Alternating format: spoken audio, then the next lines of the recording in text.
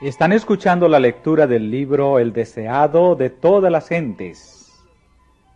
Capítulo 37. Los primeros evangelistas.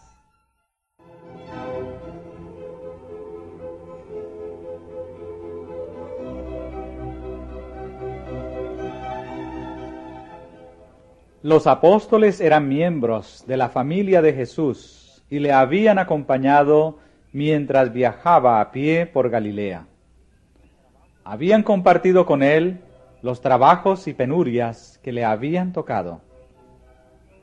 Habían escuchado sus discursos, habían andado y hablado con el Hijo de Dios, y de su instrucción diaria habían aprendido a trabajar para la elevación de la humanidad. Mientras Jesús ministraba a las vastas muchedumbres que se congregaban en derredor de él, sus discípulos le acompañaban, ávidos de hacer cuanto les pidiera y de aliviar su labor.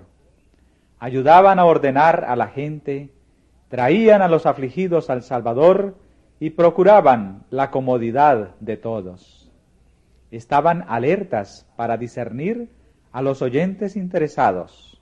Les explicaban las Escrituras y de diversas maneras trabajaban para su beneficio espiritual. Enseñaban lo que habían aprendido de Jesús y obtenían cada día una rica experiencia. Pero necesitaban también aprender a trabajar solos. Les faltaba todavía mucha instrucción, gran paciencia y ternura. Ahora, mientras él estaba personalmente con ellos para señalarles sus errores, aconsejarlos y corregirlos, el Salvador los mandó como representantes suyos.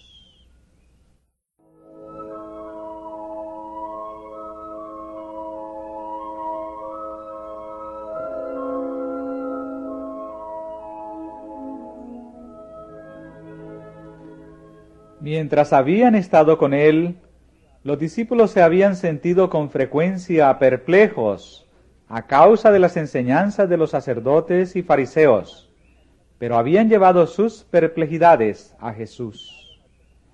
Él les había presentado las verdades de la Escritura en contraste con la tradición. Así, había fortalecido su confianza en la palabra de Dios y en gran medida los había libertado del temor de los rabinos y de su servidumbre a la tradición. En la educación de los discípulos, el ejemplo de la vida del Salvador era mucho más eficaz que la simple instrucción doctrinaria. Cuando estuvieran separados de su maestro, recordarían cada una de sus miradas, su tono y sus palabras. Con frecuencia, mientras estuvieran en conflicto con los enemigos del Evangelio, repetirían sus palabras y al ver su efecto sobre la gente, se regocijarían mucho.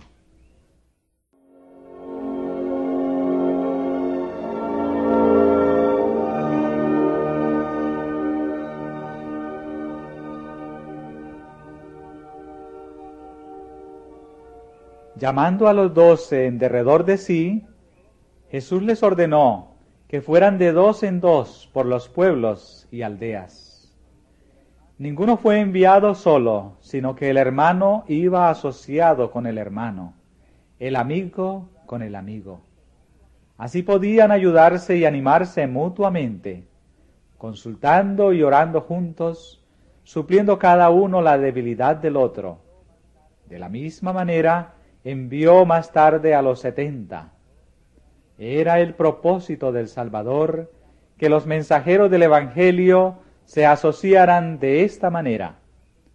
En nuestro propio tiempo, la obra de evangelización tendría mucho más éxito si se siguiera fielmente este ejemplo.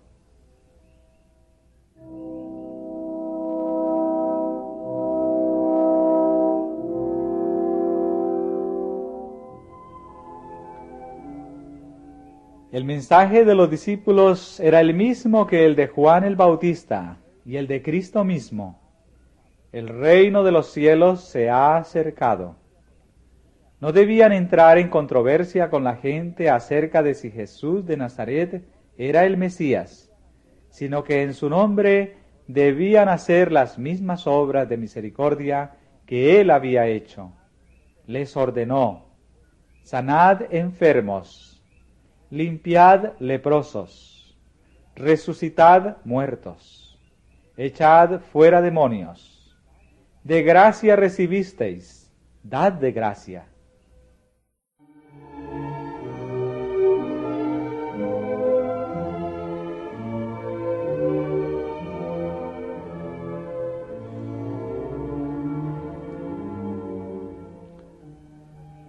Durante su ministerio, Jesús dedicó más tiempo a sanar a los enfermos que a predicar. Sus milagros atestiguaban la verdad de sus palabras, de que no había venido para destruir, sino para salvar. Su justicia iba delante de él, y la gloria del Señor era su retaguardia. Donde quiera que fuera, le precedían las nuevas de su misericordia. Donde había pasado, los objetos de su compasión se regocijaban en su salud y en el ejercicio de sus facultades recobradas.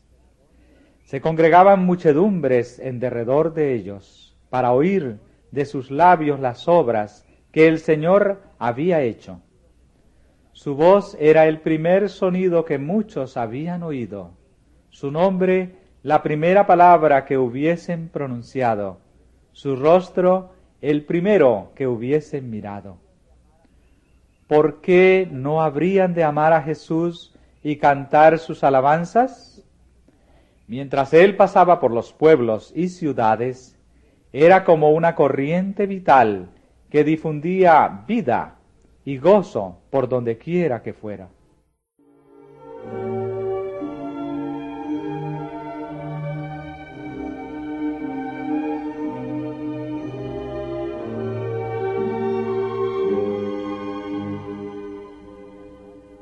Los seguidores de Cristo han de trabajar como Él obró.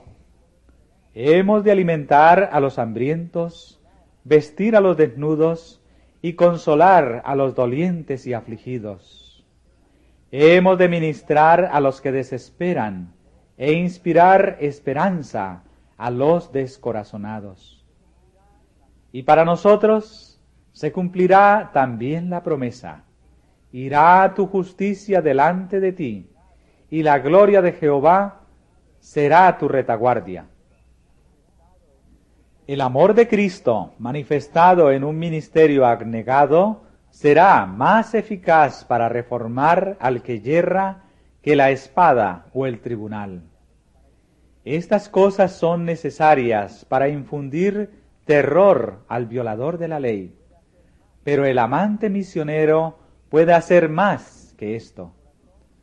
Con frecuencia, el corazón se endurecerá bajo la reprensión, pero se enternecerá bajo el amor de Cristo. El misionero puede no sólo aliviar las enfermedades físicas, sino que puede conducir al pecador al gran médico, quien es capaz de limpiar el alma de la lepra del pecado. Por medio de sus siervos, Dios quiere que los enfermos, los infortunados, los poseídos de espíritus malos, oigan su voz. Mediante sus agentes humanos, desea ser un consolador, cuyo igual el mundo no conoce.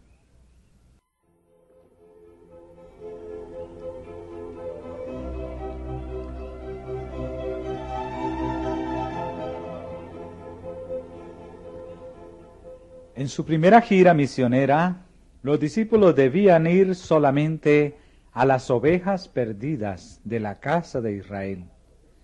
Si entonces hubiesen predicado el Evangelio a los gentiles o a los samaritanos, habrían perdido su influencia sobre los judíos. Excitando el prejuicio de los fariseos, se habrían metido en una controversia que los habría desanimado en el mismo comienzo de sus labores. Aún los apóstoles fueron lentos en comprender que el Evangelio debía darse a todas las naciones. Mientras ellos mismos no comprendieran esta verdad, no estuvieron preparados para trabajar por los gentiles. Si los judíos querían recibir el Evangelio, Dios se proponía hacerlos sus mensajeros a los gentiles. Por lo tanto, eran los primeros que debían oír el mensaje.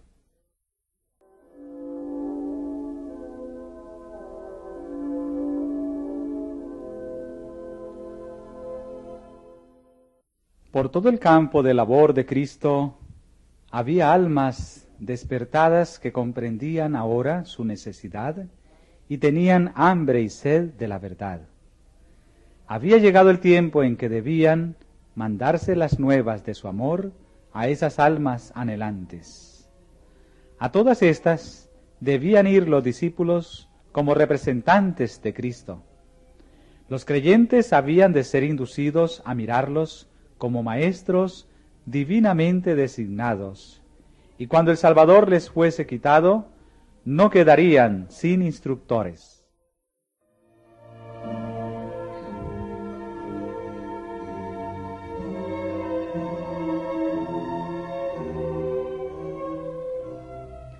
En esta primera gira, los discípulos debían ir solamente a donde Jesús había estado antes y había conquistado amigos. Su preparación para el viaje debía ser de lo más sencilla. No debían permitir que cosa alguna distrajese su atención de su gran obra, despertase oposición o cerrase la puerta a labores ulteriores. No debían adoptar la indumentaria de los maestros religiosos, ni usar atavío alguno que los distinguiese de los humildes campesinos. No debían entrar en las sinagogas y convocar a las gentes a cultos públicos. Sus esfuerzos debían limitarse al trabajo de casa en casa. No habían de malgastar tiempo en saludos inútiles, ni en ir de casa en casa para ser agasajados. Pero en todo lugar debían aceptar la hospitalidad de los que fuesen dignos, de los que les diesen bienvenida cordial, como si recibiesen al mismo Jesús. Debían entrar en la morada con el hermoso saludo: paz sea a esta casa. Ese hogar iba a ser bendecido por sus oraciones, sus cantos de alabanza y la presentación de las Escrituras en el círculo de la familia.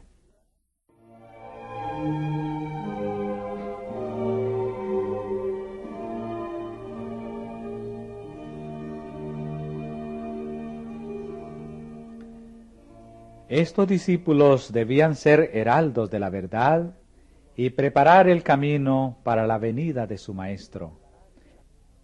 El mensaje que tenían que dar era la palabra de vida eterna, y el destino de los hombres dependía de que lo aceptasen o rechazasen. Para impresionar a las gentes con su solemnidad, Jesús dijo a sus discípulos: y cualquiera que no recibiere ni oyere vuestras palabras, salid de aquella casa o ciudad, y sacudid el polvo de vuestros pies.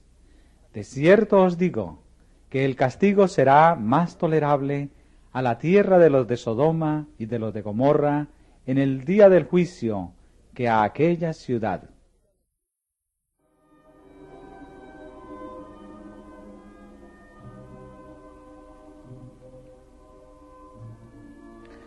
Ahora, el ojo del Salvador penetra lo futuro, contempla los campos más amplios en los cuales, después de su muerte, los discípulos van a ser sus testigos. Su mirada profética abarca lo que experimentarán sus siervos a través de todos los siglos, hasta que vuelva por segunda vez. Muestra a sus seguidores los conflictos que tendrán que arrostrar. Revela el carácter y el plan de la batalla. Les presenta los peligros que deberán afrontar, la abnegación que necesitarán. desea que cuenten el costo a fin de no ser sorprendidos inadvertidamente por el enemigo.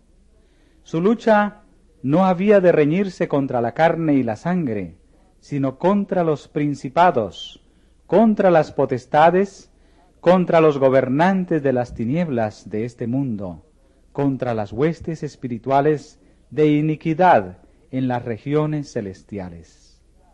Habrán de contender con fuerzas sobrenaturales, pero se les asegura una ayuda sobrenatural.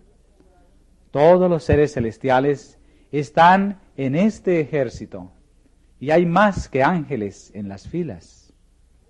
El Espíritu Santo, el representante del capitán de la hueste del Señor, baja a dirigir la batalla. Nuestras flaquezas pueden ser muchas, y graves nuestros pecados y errores, pero la gracia de Dios es para todos los que contritos la pidan. El poder de la omnipotencia está listo para obrar en favor de los que confían en Dios.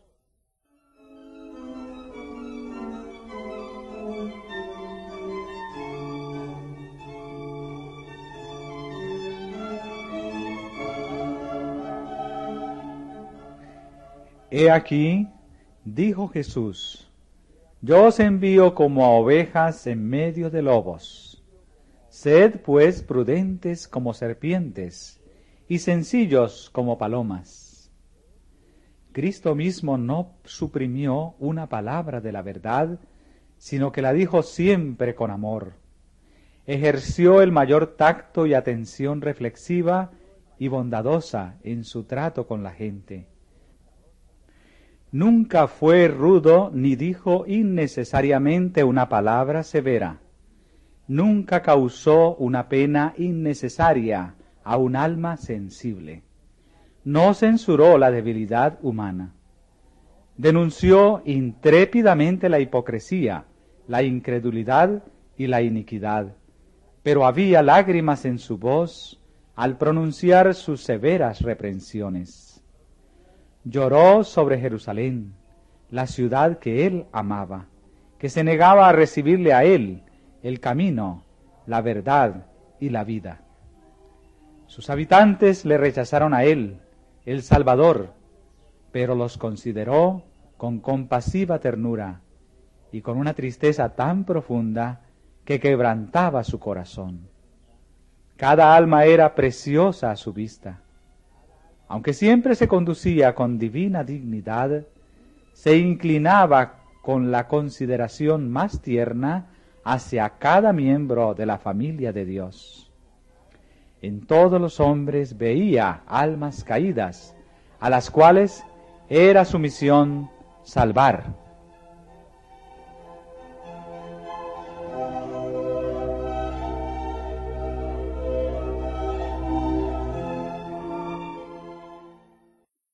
Los siervos de Cristo no han de actuar según los dictados del corazón natural.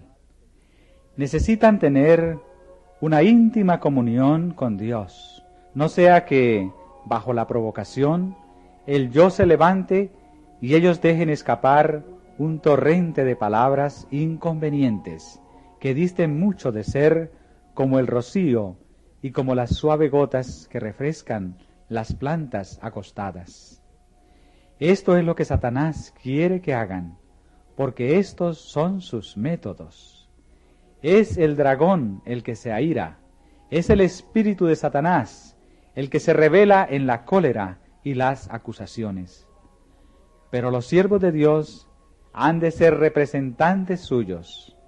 Él desea que trafiquen únicamente con la moneda del cielo, la verdad que lleva su propia imagen e inscripción.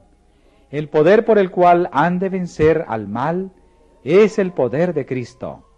La gloria de Cristo es su fuerza. Han de fijar sus ojos en su hermosura. Entonces podrán presentar el Evangelio con tacto y amabilidad divina. Y el espíritu que se mantiene amable bajo la provocación hablará más eficazmente en favor de la verdad que cualquier argumento, por enérgico que sea.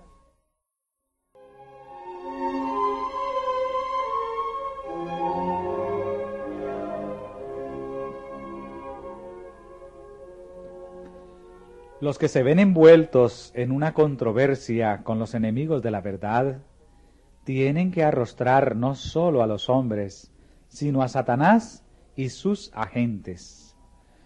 Recuerden las palabras del Salvador. He aquí yo os envío como corderos en medio de lobos. Confíen en el amor de Dios y su espíritu se conservará sereno, aún bajo los insultos personales. El Salvador los revestirá con una panoplia divina. Su Espíritu Santo influirá en la mente y en el corazón, de manera que la voz no copiará las notas de los aullidos de los lobos.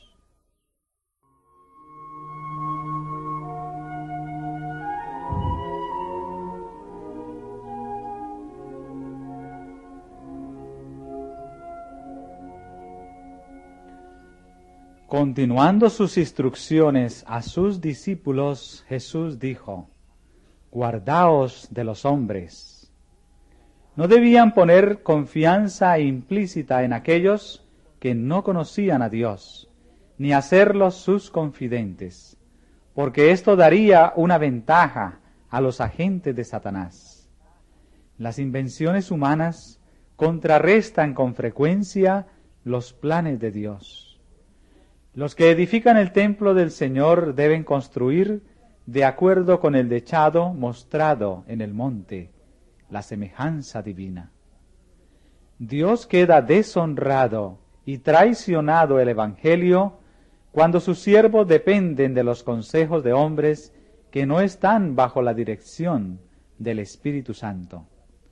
La sabiduría humana es locura para Dios. Los que en ella confían errarán ciertamente.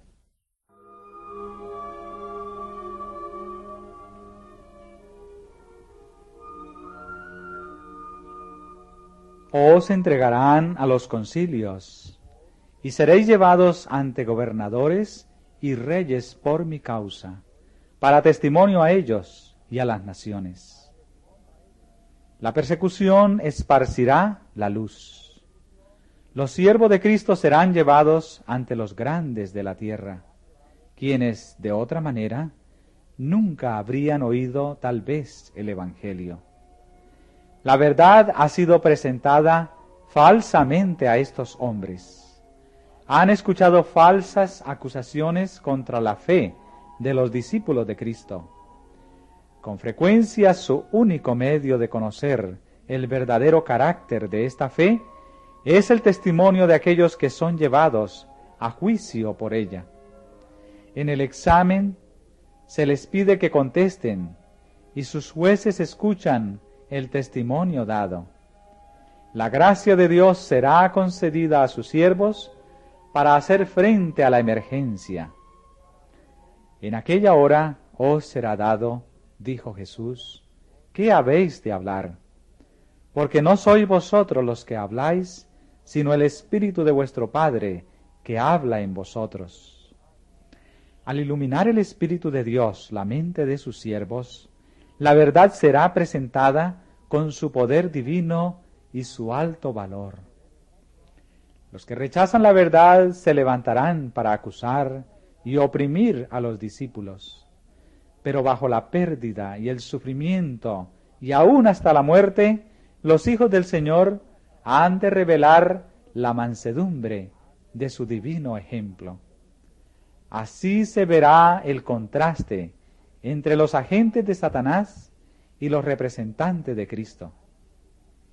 El Salvador será ensalzado delante de los gobernantes y delante de la gente.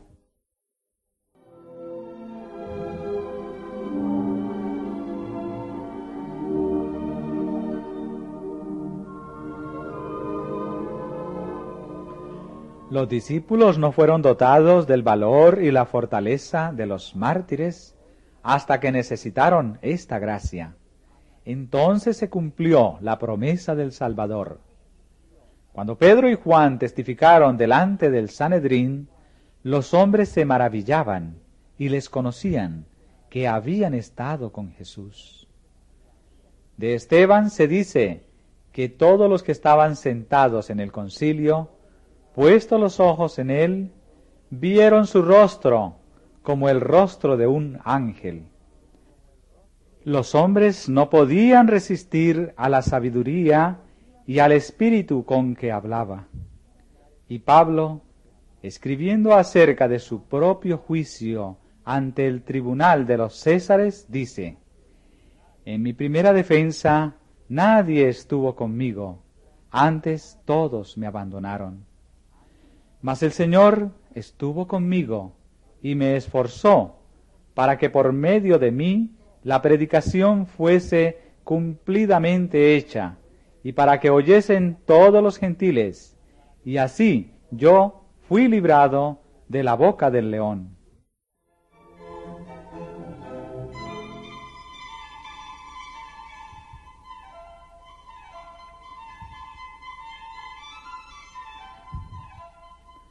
Los siervos de Cristo no habían de preparar discurso alguno para pronunciarlo cuando fuesen llevados a juicio.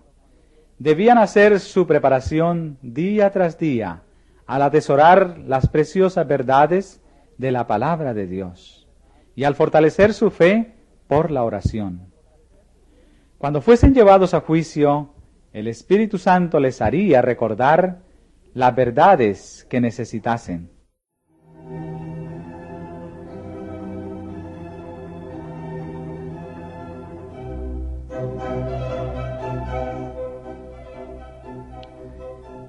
Un esfuerzo diario y ferviente para conocer a Dios y a Jesucristo a quien Él envió, iba a impartir poder y eficiencia al alma. El conocimiento obtenido por el escrutinio diligente de las Escrituras iba a cruzar como rayo en la memoria al debido momento. Pero si algunos hubiesen descuidado el familiarizarse con las palabras de Cristo, y nunca hubiesen probado el poder de su gracia en la dificultad, no podrían esperar que el Espíritu Santo les hiciese recordar sus palabras. Habían de servir a Dios diariamente con afecto indiviso y luego confiar en Él.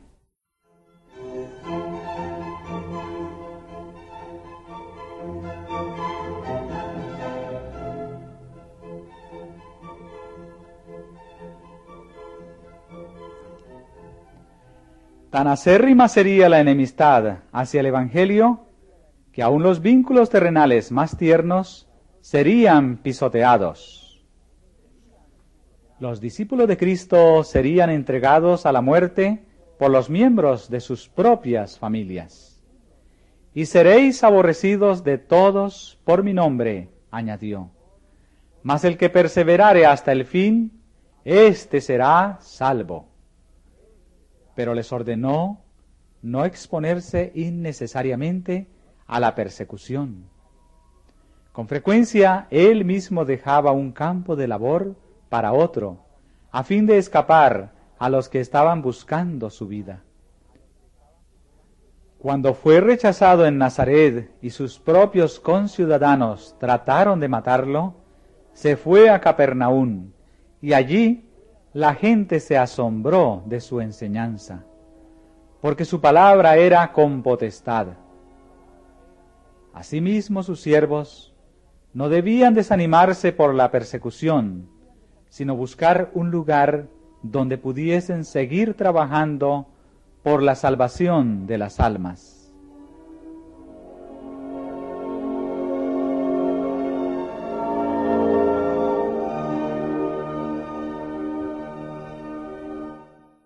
El siervo no es superior a su señor. El príncipe del cielo fue llamado Belcebú, y de la misma manera sus discípulos serán calumniados. Pero cualquiera que sea el peligro, los que siguen a Cristo deben confesar sus principios. Deben despreciar el ocultamiento. No pueden dejar de darse a conocer hasta que estén seguros de que pueden confesar la verdad sin riesgo. Son puestos como centinelas para advertir a los hombres de su peligro. La verdad recibida de Cristo debe ser impartida a todos, libre y abiertamente. Jesús dijo: lo que os digo en tinieblas, decidlo a la luz, y lo que oís al oído, predicadlo desde los terrados.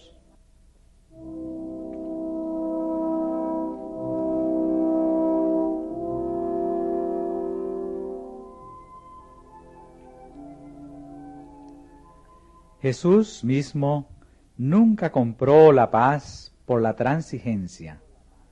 Su corazón rebosaba de amor por toda la familia humana, pero nunca fue indulgente con sus pecados.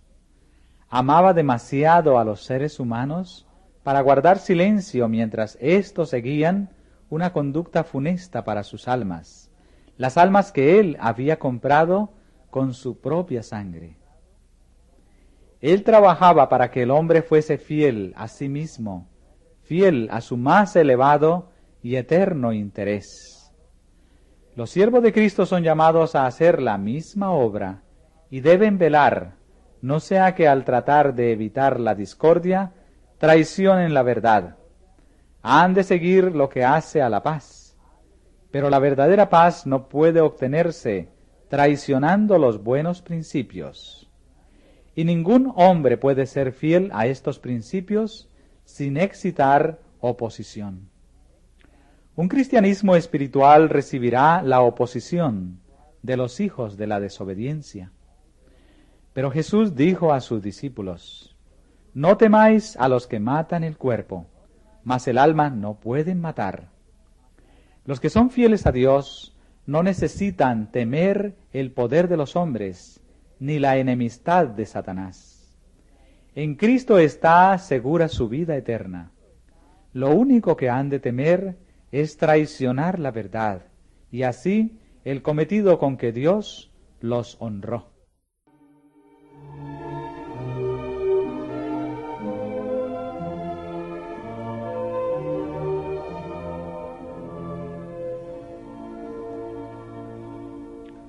Es obra de Satanás llenar los corazones humanos de duda.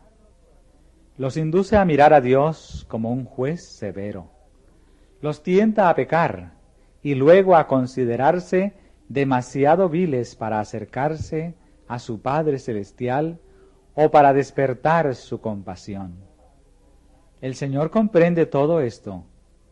Jesús asegura a sus discípulos la simpatía de Dios hacia ellos en sus necesidades y debilidades.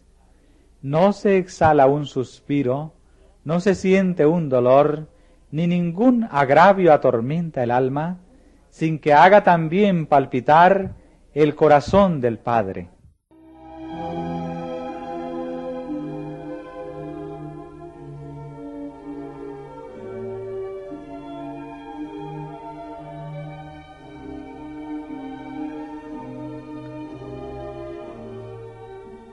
La Biblia nos muestra a Dios en un lugar alto y santo, no en un estado de inactividad, ni en silencio y soledad, sino rodeado por 10,000 veces 10 millares y millares de seres santos, todos dispuestos a hacer su voluntad.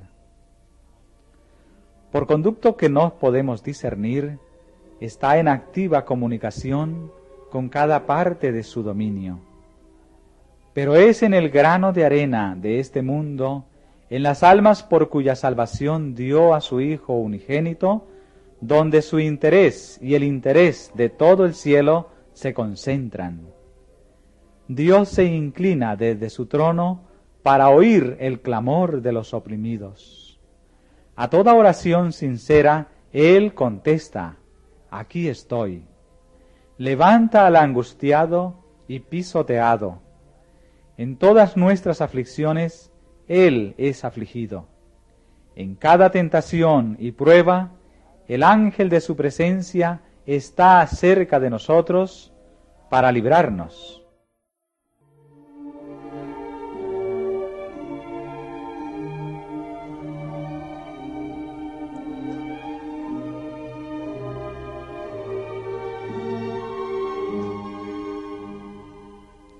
Ni siquiera un gorrión cae al suelo sin que lo note el Padre.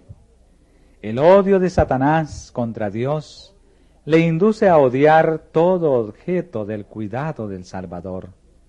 Trata de arruinar la obra de Dios y se deleita en destruir aún a los animales. Es únicamente por el cuidado protector de Dios cómo los pájaros son conservados para alegrarnos con sus cantos de gozo. Pero Él no se olvida ni aún de los pájaros. Así que no temáis, más valéis vosotros que muchos pajarillos.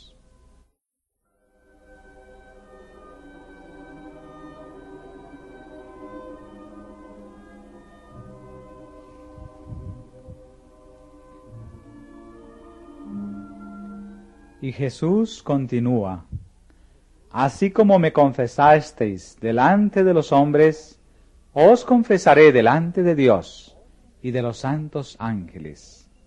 Habéis de ser mis testigos en la tierra, conductos por los cuales pueda fluir mi gracia para sanar al mundo. Así también seré vuestro representante en el cielo. El Padre no considera vuestro carácter deficiente, sino que os ve revestidos de mi perfección. Soy el medio por el cual os llegarán las bendiciones del cielo. Todo aquel que me confiesa, participando de mi sacrificio por los perdidos, será confesado como participante en la gloria y en el gozo de los redimidos.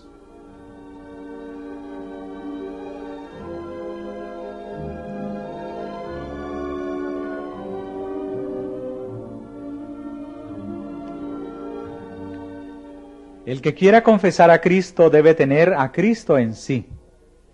No puede comunicar lo que no recibió. Los discípulos podían hablar fácilmente de las doctrinas, podían repetir las palabras de Cristo mismo, pero a menos que poseyeran una mansedumbre y un amor como los de Cristo, no le estaban confesando. Un espíritu contrario al espíritu de Cristo le negaría, cualquiera que fuese la profesión de fe. Los hombres pueden negar a Cristo calumniando, hablando insensatamente y profiriendo palabras falsas o hirientes. Pueden negarle rehuyendo las cargas de la vida, persiguiendo el placer pecaminoso. Pueden negarle conformándose con el mundo, siguiendo una conducta descortés, amando sus propias opiniones, justificando al yo, albergando dudas, buscando dificultades y morando en tinieblas. De todas estas maneras, declaran que Cristo no está en ellos. Y cualquiera que me negare delante de los hombres, dice él, le negaré yo también delante de mi Padre, que está en los cielos.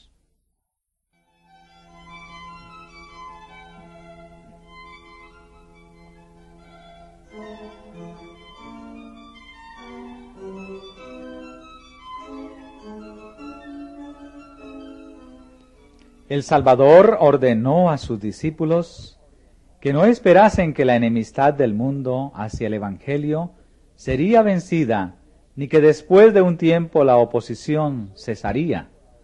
Dijo: no he venido para meter paz, sino espada. La creación de esta lucha no es efecto del Evangelio, sino resultado de la oposición que se le hace. De todas las persecuciones, la más difícil de soportar es la divergencia entre los miembros de la familia, el alejamiento afectivo de los seres terrenales más queridos. Pero Jesús declara: el que ama padre o madre más que a mí, no es digno de mí. Y el que ama hijo o hija más que a mí, no es digno de mí. Y el que no toma su cruz y sigue en pos de mí, no es digno de mí.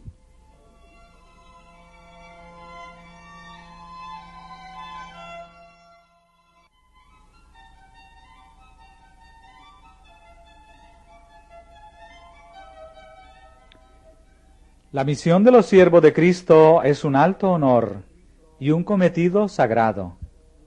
El que os recibe a vosotros, dice él, a mí recibe. Y el que a mí recibe, recibe al que me envió. Ningún acto de bondad a ellos manifestado en su nombre dejará de ser reconocido y recompensado.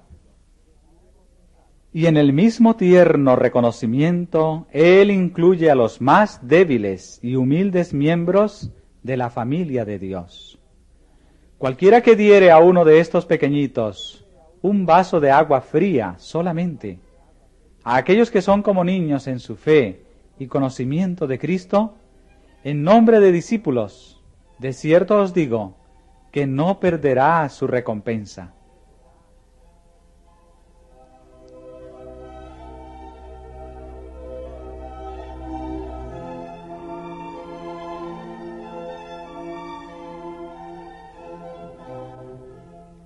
Así terminó el Salvador sus instrucciones. En el nombre de Cristo salieron los 12 elegidos, como Él había salido, para dar buenas nuevas a los pobres, para sanar a los quebrantados de corazón, para pregonar a los cautivos libertad y a los ciegos vista, para poner en libertad a los quebrantados, para predicar el año agradable del Señor.